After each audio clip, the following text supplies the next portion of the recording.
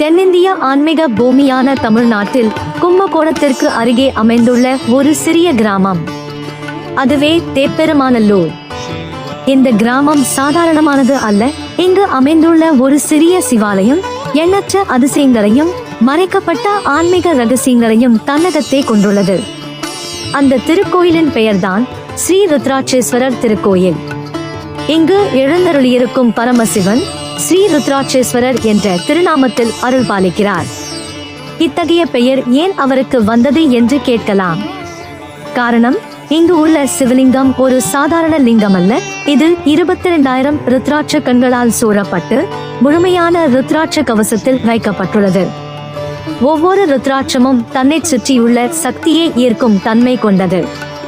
இவ்வளவு பெரிய அளவில் ஒரு சிவலிங்கத்தில் ருத்ராட்சங்கள் சூழ்ந்து இருப்பது மிகவும் அபூர்வமான ஒன்று. இந்த கோயிலில் இன்னொரு வியத்தகு அம்சம் என்னவென்றால், தினமும் காலை சூரியன் உதயமாகும் தருணத்தில் அவனுடைய முதல் கதிர் நேராக சிவலிங்கத்தை தொடுகிறது. இது சுமார் 1000 ஆண்டுகளுக்கு முன் கட்டப்பட்ட கோயிலாக இருந்தும் இத்தகைய விஞ்ஞான கூர்மை கொண்டது என்பது நம்மை வியப்பில் ஆழ்த்துகிறது. இத்தகைய கட்டிட வடிவமைப்பை செய்த நம் முன்னோர் கட்டிடக்கலை மட்டும் அல்ல, கோள்கள், சூரியன், பூமி